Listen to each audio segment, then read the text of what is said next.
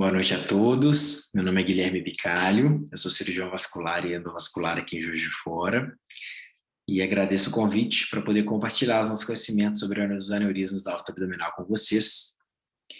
Espero que possamos ter informações que sejam interessantes para vocês, como clínicos gerais, já despertando interesse pela cirurgia.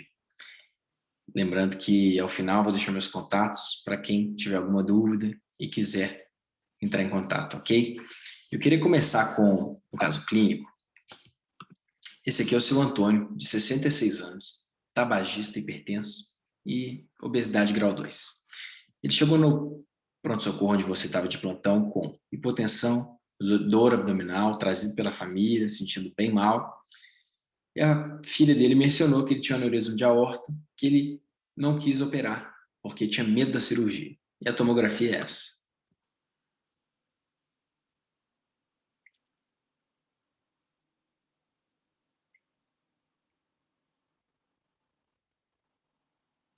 Então, vocês podem ver aqui um grande aneurisma de aorta abdominal, com o psoas esquerdo todo infiltrado com sangue.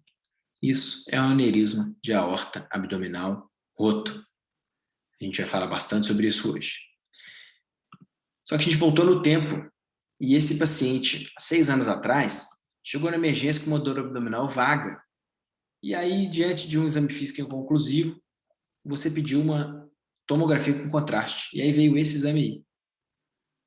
Com aneurisma de aorta abdominal já com tamanho menor, sem iminência de ruptura, um aneurisma de conduta ainda expectante. Coisa que vocês vão aprender hoje também. Então, quais são os aspectos clínicos e cirúrgicos para o generalista? Os fatores de risco, a história natural dos aneurismas de aorta abdominal, a gente precisa primeiro identificar que a aorta normal nos homens tem 1,4 a 2,4 centímetros de diâmetro, nas mulheres um pouquinho menor.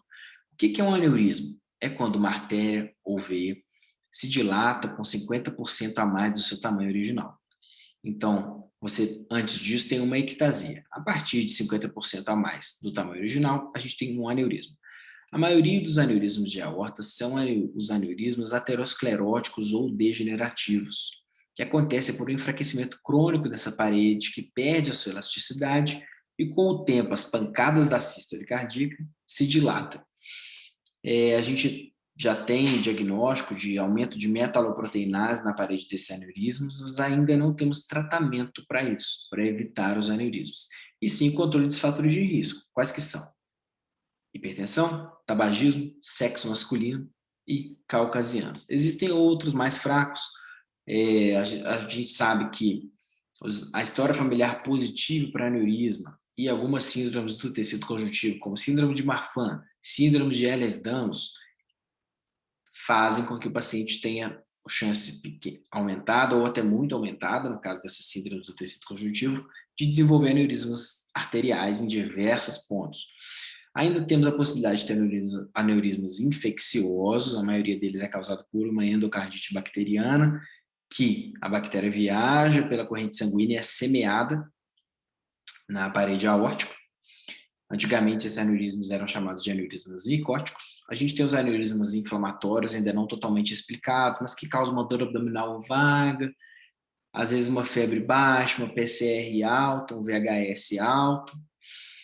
E os aneurismas traumáticos, muitas vezes são pseudoaneurismas, que é quando uma parede arterial recebe alguma injúria e, ao invés de ela sangrar livremente, os tecidos ao redor daquela artéria contêm aquele sangramento. Então, o sangue circula ali, de certo modo contido, mas não estão íntegras as 3 camadas da parede arterial. Esse seria um pseudoaneurisma. Quanto à localização ao formato, a maioria dos aneurismas de aorta abdominal é fusiforme, que é uma dilatação homogênea da parede arterial. Uma minoria deles é sacular, e esses aneurismas saculares geralmente a gente tende a operar, porque é uma dilatação, um enfraquecimento grande de um ponto específico da artéria, e isso nos assusta, e a gente já, as diretrizes atualmente são para que nós tratemos esses aneurismas saculares, apesar de que há estudos mostrando que eles teriam uma taxa de ruptura normal, uma taxa de ruptura semelhante aos aneurismas fusiformes. Quanto à localização, os aneurismas da aorta abdominal são os mais comuns, e sendo da aorta abdominal, o mais comum é que eles sejam infrarrenais, que é quando o aneurisma tem um colo de pelo menos 1,5 cm. O que é um colo? É a distância entre o início do aneurisma e a primeira artéria renal, a artéria renal mais baixa. E vocês podem notar por esse desenho que à medida que o aneurisma cresce cranialmente e também distalmente, mas cranialmente é mais complicado, à medida que o aneurisma cresce cranialmente, ele tem o seu reparo dificultado, seja do ponto de vista da cirurgia aberta ou do ponto de vista endovascular, porque a gente vai ter que lidar com outras artérias viscerais, além da artéria mesentérica inferior, que é a única artéria que a gente lida na maioria dos casos. Como que você vai diagnosticar um aneurisma de aorta? A grande maioria dos pacientes descobre porque faz exame para outra coisa. O paciente faz um ultrassom da próstata, do abdômen total para ver a próstata, para ver a bexiga, às vezes para ver a mulher, para ver o útero, e tem lá uma dilatação da aorta. Feito o diagnóstico com ultrassom, pacientes com aneurismas que possam suspeitar de ter um formato diferente ou algum sinal de complicação, ou aneurismas que já estiverem no limite da indicação cirúrgica, a gente vai pedir uma angiotomografia. Porque essa angiotomografia vai delimitar exatamente qual que é a anatomia desse aneurisma e o seu tamanho exato, porque a gente vai poder medir o aneurisma no eixo correto, coisa que no ultrassom às vezes é difícil. Importante notar que a angiotomografia usa contraste, vocês sabem disso melhor do que eu, então pacientes com função renal diminuída devem ser preparados para esse exame com hidratação e devem estar cientes dos riscos desse exame. Cuidado, porque a gente fala, então faz uma angiorressonância porque usa gadolínio. Porém, o gadolínio em pacientes com a taxa de filtração renal, o clearance menor do que 30, podem fazer fibrose nefrogênica sistêmica, que é uma doença aguda com risco de vida. Então, esses pacientes têm que ter o risco-benefício muito bem avaliado em relação à solicitação desse exame. Tá? Quais são os pacientes que deveriam fazer um rastreamento para o aneurisma? Ou seja, igual um paciente faz um rastreamento, uma colonoscopia, tem pacientes que se beneficiam de fazer um ultrassom para ver se eles teriam aneurisma de aorta abdominal? Tem. Quem? Homens tabagistas entre 65 e 75 anos. Ou homens e mulheres com história familiar positiva de aneurisma de aorta abdominal, em parente do primeiro grau, também entre 65 e 75 anos. Fez esse ultrassom. Negativo, acabou o rastreamento. Positivo, vai continuar dessa forma. De acordo com o tamanho do aneurisma, a gente faz um ultrassom mais ou menos espaçado. Claro que quanto maior o aneurisma, a gente acompanha mais de perto, porque ele pode se tornar um aneurisma com indicação cirúrgica. Esse é um ultrassom do aneurisma de aorta abdominal. Vocês podem vê-lo aí no reto peritônio. Ficou muito bom esse exame aí, não tem nenhuma alça com gás na frente. Essa é uma angiotomografia, que é uma reconstrução 3D, que a gente pode ver o formato do aneurisma, a relação dele com as artérias viscerais, e essa é uma angiorressonância magnética. O diagnóstico do aneurisma de aorta roto já é um pouco diferente. A gente tem, além da questão clínica do paciente, que é muito diferente do aneurisma íntegro, que o paciente com aneurisma não roto, geralmente ele está assintomático. O que o paciente do aneurisma roto tem? Aquilo que eu falei, o paciente tem uma dor abdominal muito grande, hipotensão, geralmente levado pela família para o hospital, com a história de que está com dor abdominal e já sabe que tem um aneurisma. Mas por motivos diversos não operou. Risco cirúrgico alto, problema com plano de saúde, medo da cirurgia, enfim. O sinal do crescente, que vocês podem ver na imagem de cima, eu queria ter uma seta aqui, mas eu não consegui, infelizmente, montar a seta aqui no Zoom. Quem sabe na próxima. O sinal do crescente, que está nessa setinha verde, e que eu coloquei um exame embaixo, que é de um paciente que eu vi há 2 semanas, é quando você tem uma nova infiltração de sangue, digamos, fresco, no meio do trombo que está dentro do aneurisma ou no meio da parede do aneurisma de aorta, no meio da parede da aorta. Outro sinal muito interessante é todos os aneurismas, claro que na medicina não tem todos, mas a grande parte dos aneurismas vai ter em algum ponto da sua circunferência o acúmulo de trombos, de coágulos. Por quê? O sangue ali turbilhona muito. Então, em alguns pontos, ele mexe menos. Esses pontos em que passa menos sangue, que o sangue é mais lento, ele coagula. Isso geralmente acontece na periferia do aneurisma. Então, você vai ter nos aneurismas íntegros, geralmente trombo ao redor e no centro contraste passando. Você vê, esse aneurisma aí, que está na tela, é um aneurisma que não tem nenhum trombo, é um aneurisma de 11 centímetros. Então, é um aneurisma que provavelmente sofreu expansão aguda. E esse caso sofreu mesmo, que nós operamos é um aneurisma com expansão aguda, que está cheio de sangue no psoas do lado esquerdo. Vocês podem ver, esse caso é o mesmo caso que eu apresentei para vocês lá no comecinho do nosso bate-papo. O aneurisma roto ele também pode romper para outras estruturas, causando uma gama de sintomas diferentes. O que acontece? Acontece uma úlcera, né, na parede arterial, ou um aneurisma muito grande que com o tempo, com o movimento da aorta, vai erodir outro órgão. Então, nesses casos aí, vocês estão vendo na imagem da direita uma úlcera que erodiu um corpo vertebral. Do lado esquerdo, uma aorta torácica com uma úlcera penetrante, que poderá erodir um brônquio, e aí o paciente vai fazer uma hemoptise. Se o aneurisma tiver íntima relação com o duodeno, porque a aorta é muito próxima ao duodeno, o paciente pode fazer uma hemorragia digestiva alta de grande volume. O aneurisma grande ele também pode erodir a veia cava e criar uma grande fístula arteriovenosa com insuficiência cardíaca aguda. Depende aonde é o aneurisma e a estrutura que vai estar relacionada a ele. Diagnostiquei um aneurisma não roto, um aneurisma que ainda não precisa ser operado. O que eu faço? O que a gente tem de evidência atualmente é diminuir os fatores de risco, cessar o tabagismo, controlar bem a pressão e deixar de ser sedentário. Isso diminui a taxa com que os aneurismas rompem.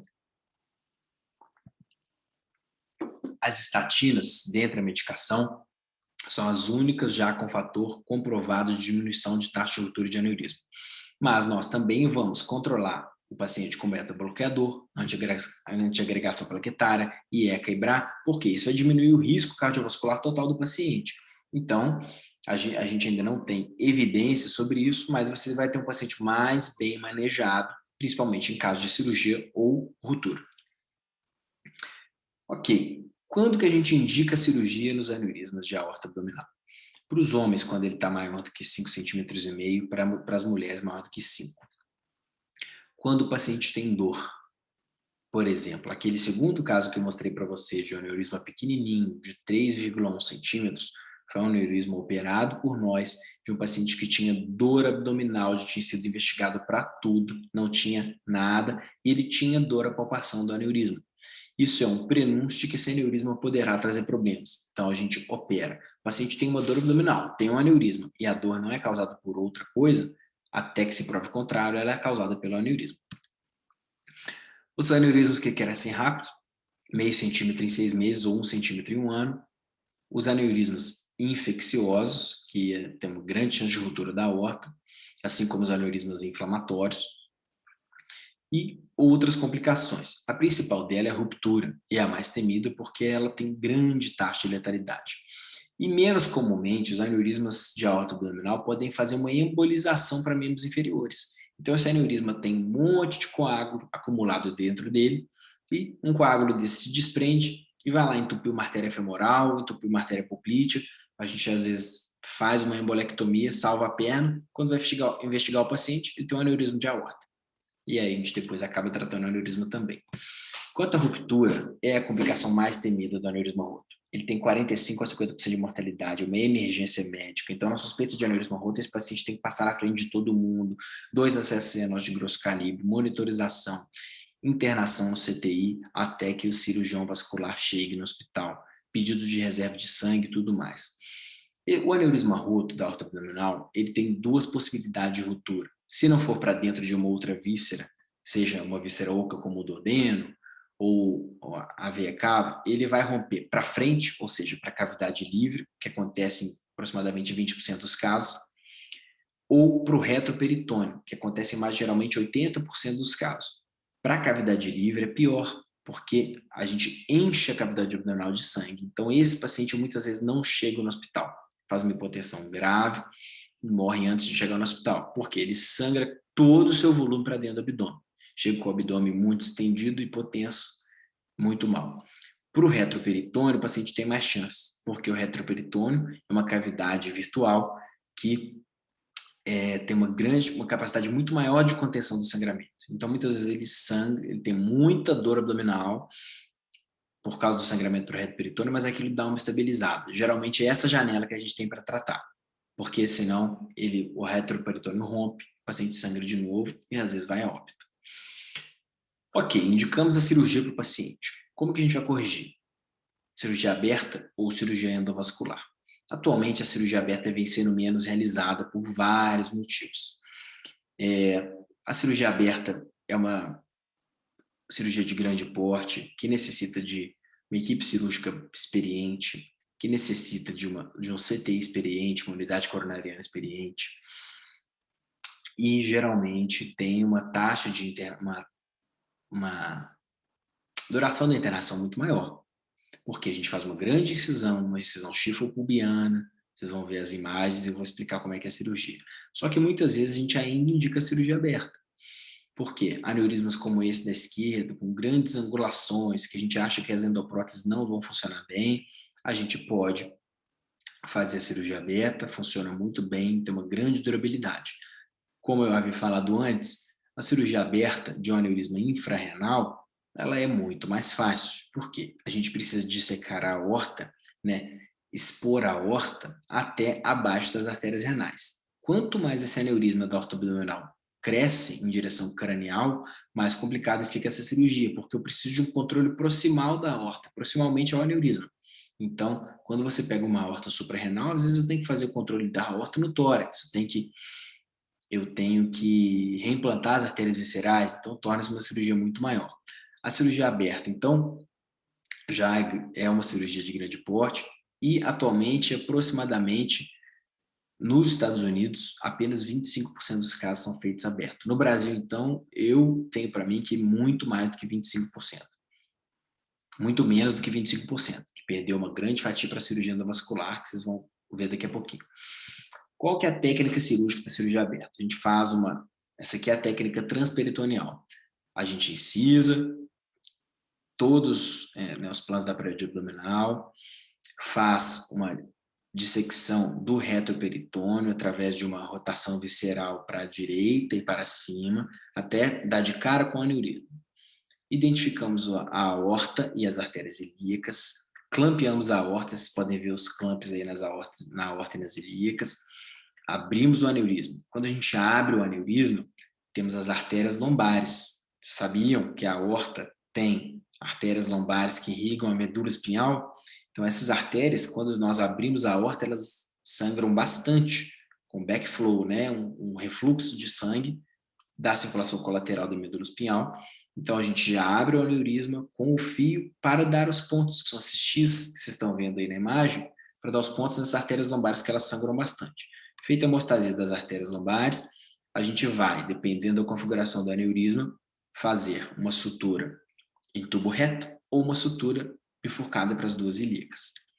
E depois disso, a gente, com a própria capa do aneurisma, fechamos a capa do aneurisma em cima da prótese, para evitar o contato da prótese com a víscera, para evitar uma fístula aortoduodenal, uma fístula aortointestinal no futuro. Por quê? O batimento da aorta, aquela fricção constante, pode gerar uma fístula para o intestino. Essa imagem aí, vocês podem ver uma prótese de Dacron interposta na aorta com a capa do aneurisma aberta. Depois a gente fecha essa capa e fecha por planos. Fecha o retroperitônio também para diminuir a possibilidade de contato entre essa prótese e as vísceras. No aneurisma de aorta não roto, no aneurisma eletivo, a gente opera com toda a tranquilidade, disseca a aorta, coloca o clamp com calma. Já no aneurisma roto, não. No aneurisma roto, a gente muitas vezes faz uma incisão pequena primeiro, apenas em cima do umbigo, para a gente fazer o controle proximal da aorta. Como é que a gente faz isso? A gente vai na pequena curvatura do estômago, abre a pequena curvatura, dá de cara com o pilar diafragmático, abre o pilar diafragmático com o bisturi elétrico, e com o dedo a gente afasta as estruturas, coloca o dedo ali ao redor da aorta, encosta os 2 dedos dessa forma, com a aorta aqui no meio, encosta a ponta dos dedos na coluna e vem com o clamp por cima dos dedos e clampeia a aorta. Ou seja, o aneurisma está roto, eu clampei a aorta proximamente a ele, estanquei o sangramento. Depois, acaba de abrir a pele, a parede abdominal toda, para começar a cirurgia e faz a correção, assim como um aneurisma eletivo. Quais as complicações da cirurgia aberta? A mais comum é o infarto agudo do miocárdio. Esses pacientes geralmente são pacientes de alto risco cardiovascular e passam por uma cirurgia de grande porte. Então, o infarto é a primeira complicação. A insuficiência renal também é muito comum, porque a gente manipula a aorta, clampeia a aorta perto das artérias renais, às vezes manipula uma artéria renal, e aí saem debris, placas que vão fazer infarto, pequenos infartos renais, podendo causar insuficiência renal. O paciente também perde muito volume, perde muito sangue, o que também pode contribuir para a insuficiência renal. As complicações pulmonares são devidas à cirurgia não da superior do abdômen, assim como toda cirurgia poderia ter, uma cirurgia hepática, uma cirurgia pancreática. A isquemia colônica é uma complicação também importante, porque nessa cirurgia, se vocês não se lembram, quais são os ramos da aorta abdominal? Tronco celíaco, artéria mesentérica superior, artérias renais e artéria mesentérica inferior, antes de a aorta se bifurcar. A artéria mesentérica inferior, na maioria das vezes, nessa cirurgia, a gente liga ela, ela é sacrificada sem problema nenhum.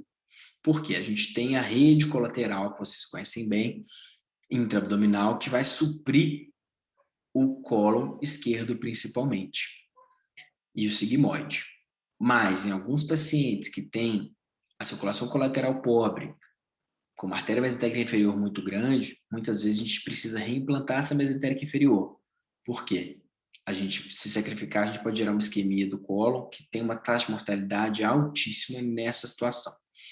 A isquemia medular também pode ocorrer, como eu citei, a gente tem as artérias lombares que saem da aorta em direção à medula espinhal, e se o paciente não tiver circulação colateral suficiente, a gente pode ter isquemia espinhal. Então, esse paciente não deverá ficar muito hipotenso no pós-operatório, para que essa rede colateral possa suprir a medula espinhal. Isquemia de membros inferiores, por quê? Vamos manipular as artérias ilíacas, isso pode gerar êmbolos que vão impactar lá, geralmente, na bifurcação da artéria femoral. E trombose venosa profunda, assim como toda cirurgia, essa cirurgia é uma cirurgia de grande porte, o paciente fica no leito por mais tempo, muitas vezes por causa de dor, né? Uma recuperação, o paciente mais inflamado, a gente vai ter uma chance de TVP também importante. Atualmente, a gente começou na década de 90 a fazer o tratamento endovascular dos aneurismos de aorta. O que é isso? Colocar uma prótese que isole esse aneurisma da circulação sem retirá-lo do paciente. Então, a gente vai usar uma prótese que vai se ancorar na aorta nativa do paciente e o sangue vai passar por dentro dessa prótese, fazendo com que aquele saco aneurismático que vocês viram fique excluído da circulação. Como vocês podem ver nesse desenho, a gente tem muita prótese no mercado, essa foto aí são 6 próteses só, mas tem próteses de várias empresas, umas mais antigas, outras mais novas. O mais importante é adaptar, usar no paciente a prótese certa para ele. Nunca adaptar ao paciente uma certa prótese, ou seja, a todas as próteses têm as instruções para o uso. O que significa isso? Tal prótese eu preciso de uma aorta de tantos a tantos milímetros para usar. Outra prótese eu não posso colocar numa aorta que tem um ângulo maior do que 90 graus, do colo proximal, e por aí vai. Quando tomada a decisão de fazer o tratamento endovascular, nós temos que usar as próteses dentro das instruções de uso, porque isso melhora os resultados a longo prazo, diminui as complicações que a gente vai falar à frente. Esse aí é uma correção endovascular. O que acontece? A gente, através de acesso nas 2 artérias femorais do paciente, nós vamos deixar correr para falar mais. Na esquerda vocês podem ver o aneurisma, a aorta ilíaca, e na direita, depois de tratado. Então, através de acessos em ambas as artérias femorais do ou da paciente, Esse acesso pode ser cirúrgico ou atualmente até percutâneo, com dispositivos que dão ponto por dentro da artéria. Nós subimos através das artérias femorais todos os dispositivos que, localizados por raio-x ao vivo, vão nos permitir tratar essa artéria por dentro, sem ter que abrir a barriga do paciente só pelas virilhas. Tem aneurismas mais complexos que a gente pode usar acesso pelos braços também. Pode ser necessário os aneurismas de aorta abdominal também, mas geralmente com acesso, 2 cortes, 2 incisões pequenas de 5 a 6 centímetros em cada, uma incisão pequena de 5 a 6 centímetros em cada virilha, para acesso à artéria femoral comum, a gente sobe através da femoral, ilíacas, a endoprótese, o sistema de entrega dela e todo o material necessário para o implante dessa prótese na aorta abdominal. Esse aí é o aspecto cirúrgico pós-operatório do primeiro paciente que eu mostrei para vocês com aneurisma roto, que chegou na emergência. Esse, vocês podem ver, olha que interessante, nas setas, o tamanho do aneurisma. É o contorno de cálcio, aí, do aneurisma de 11 centímetros que nós tratamos, e aí com endoprótese ele fica magrinho, fica pequenininho. E esse caso aí ainda coloquei para vocês, o paciente tinha uma estenose da artéria renal esquerda. A gente acabou optando não tratar nessa ocasião, porque o paciente já estava precisando ir para o CTI para se recuperar, porque ele estava com aneurisma roto há várias horas.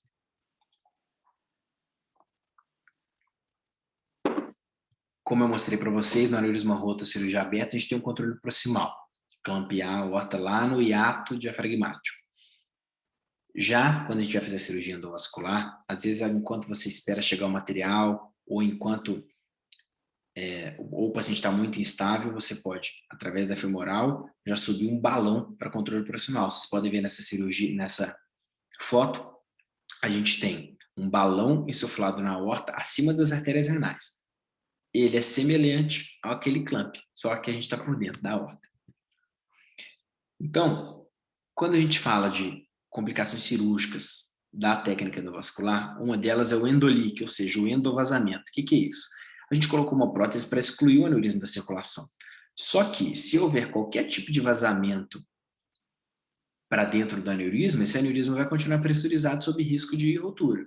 Então, a gente tem vários tipos de endolique, do tipo 1 ao tipo 4, com gravidades diferentes, sendo que o tipo 1 e o tipo 3 são os piores.